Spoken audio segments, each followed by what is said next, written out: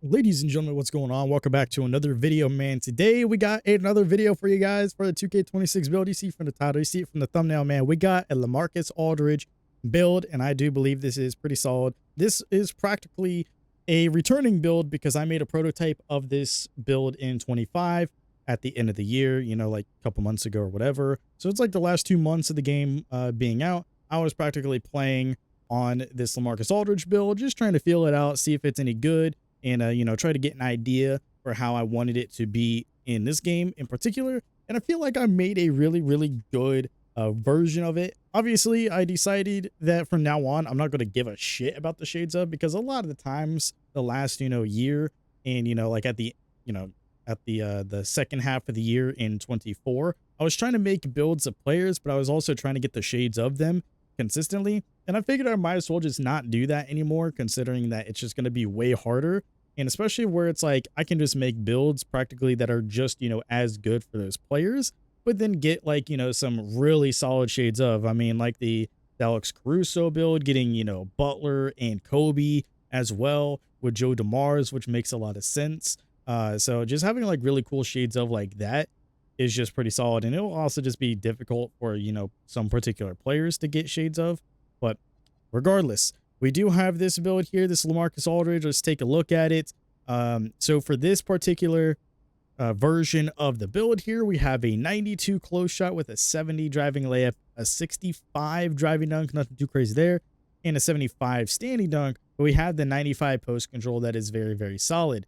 And then we also have our mid-range at a 90, a really solid mid-range with a 75 three-point rating, solid enough to be able to hit those wide open shots on the pick and pops, or if you're just wide open in the corner, you're able to hit those wide open looks. And then an 87 free throw, respectable and really solid, to have a really nice green window for your free throws. For playmaking, a 75 pass accuracy with a 50 ball handling and a 40 speed ball. We're not going to be, you know, like running around with the ball so much or dribbling around so much. We are going to be playing mostly in the post-up scenarios, whether we get like an actual post go-to shot or post fade or a hook or something like that. Just in general, we are made to be a post bully with this build. So we're not going to do too much of the ball handling or utilizing speed with ball much here. But we do have a 75 pass accuracy because obviously that's just, you know, solid enough. And especially like if you get to like a 76, if you use like a cap breaker and it only gives you like +1, that's still really good. And 75 is the cap that you really need for that silver break starter. But obviously they toned down the requirement for versatile visionary, which I believe before was a 78 if I'm not mistaken last year, but is now a 76 this year. So you have the 75, and then the 76 is the next actual, like, you know, best break point for, you know, like anybody that has like a lot of playmaking or wants to have, you know, versatile visionary on silver. I don't think it's 100% necessary, but I definitely do remember versatile visionary needing a 78. If that was, you know, like bronze, maybe, I don't remember. I just remember versatile visionary needing a 78 last year, but this time around you get versatile visionary pretty early on, and then you get silver for the 76, so it's still pretty good. And I feel like that was a very good change that they made to the game here in particular. But then we also take a look at everything else here. For defense, we do have an 82 interior, and we also have a 62 perimeter, a 60 steal, and a 78 block rating. So pretty good here. The 82 interior going to be really good for us to get that post lockdown badge on silver, which is pretty solid. And then we also have paint patroller on bronze, obviously off ball pest as well. The 62 perimeter obviously does give us some really good, you know, perimeter defense for us, you know, still being a big man. So we can still utilize that immovable enforcer badge, which is going to be pretty solid. No real nothing in terms of like steal is going to like really benefit here as a big man, but still being able to get into those lanes. So like still having a 60 steal, or if you can, getting up to a 67 for glove may or may not, you know, suffice enough. But obviously having a 60 at least so you can get that interceptor badge on bronze, I feel like is beneficial just in general. Considering that this year you're able to make builds absolutely crazy and insane this year, I definitely feel like it's going to benefit at least getting a 60, because then you're going to be able to utilize a lot of other stats, and that's just going to be one of your throwaway stats where you have a 60 on it and have it low, even if you don't really care too much about steals. because you're going to have that interceptor badge anyway.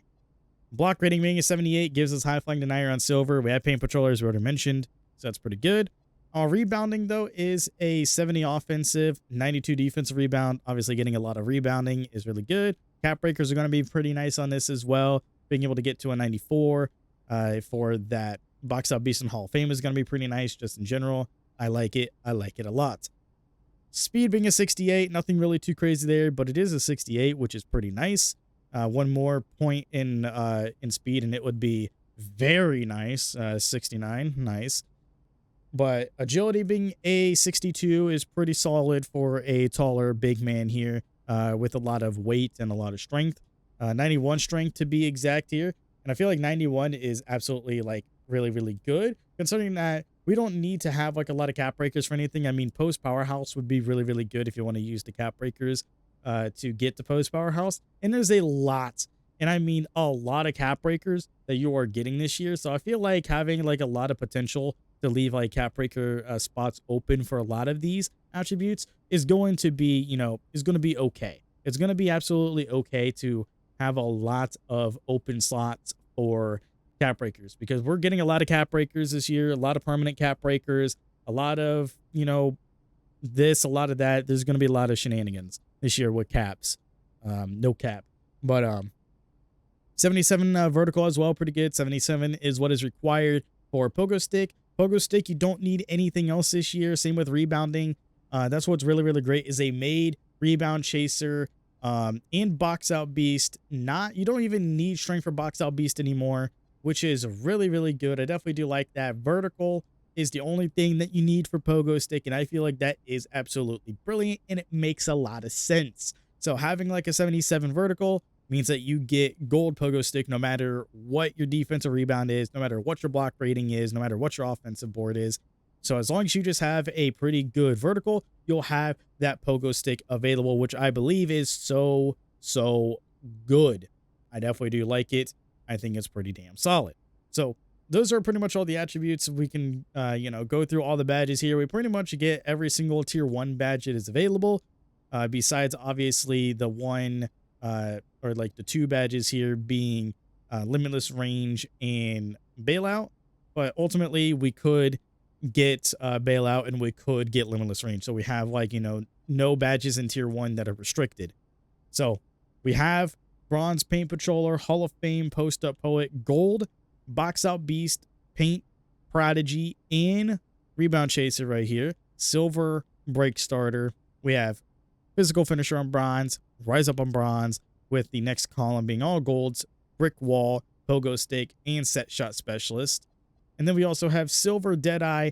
Right there in the middle there is post fade phenom on Hall of Fame. Then we got that silver unpluckable, very, very nice. Bronze interceptor with silver post lock, and then we also have bronze versatile visionary, and we have gold post powerhouse because we don't get limitless range. Now obviously there's a handful of badges in tier 2 that we're just not able to actually have because of our height and everything being over 6'10". So yeah, that's going to be a major bummer for a lot of these badges here, and then a handful of badges that we also don't get because we don't reach those requirements, such as obviously strong handle, glove, handles for days, layup mixmaster, posterizer, and challenger. We just don't reach those thresholds for them, even though we could potentially get them if we had the right stat requirements. But the ones that we do get, we get silver aerial wizard, silver high flying denier, gold hook specialist, bronze immovable enforcer, silver dimer, silver shifty shooter, Hall of Fame float game, and silver off ball pest. So some pretty good stuff here just in general when it comes to badges. And then when it comes to the takeovers, which ones do we actually get in terms of takeovers? None of them. No, that's actually completely false, because obviously just a lot of shenanigans here. Just a lot of shenanigans. But yeah, I mean, just in general, we don't really get any takeovers here, but obviously you take into consideration that you will eventually unlock custom takeovers. And, you know, with cap breakers and everything like that, having barbecue chicken, once you get cap breakers for like standing dunk would be pretty solid, because you're not really focused too much on like cap breakers here necessarily, or I should say not like cap breakers, but you're not really focused too much on takeovers this year because it's going to be so easy to get takeovers anyway. But it's like here we would just need, you know, 2 more on block and then be able to get rim guardian and everything like that. But obviously if you guys really, really wanted to, you'd be able to, you know, get something else here.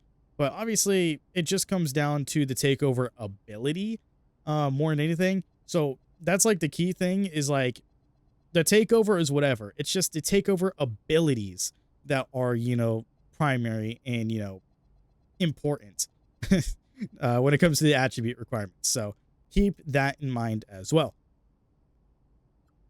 So with all that being said, actually I backed up, but with all that being said, we do have this build. I definitely do think it's a pretty solid build. We have shades of Derek Coleman, all-time Nets, Anthony Davis from the Pelicans, and Zach Randolph, our boy Zach Randolph from, you know, the Grit and Grind Grizzlies. Pretty solid there. Physical, mid, post, cleaner. I definitely do like it. With the go-to badges being post-up poet, float game, and post-fade phenom, all on Hall of Fame. Top attributes being an A+ on post control, an A in close shot, and an A in defensive rebound. Pretty nice there. With our strengths being finishes, defensive plays with tough boards, a strong imposing presence, knockdown mid-range shooter, drop steps flow into clean scores with no big weaknesses to report on this build. So let me know what you guys think of this potential LaMarcus Aldridge build, man. Make sure to leave a like, comment your feedback in the comment section down below. Let me know your guys' comments about this build, what you guys would do differently. And if there's any, you know, requests you guys have on specific builds, let me know in the comment section down below. That's going to be it for me, and I'll see you all in the next one. Later, everybody.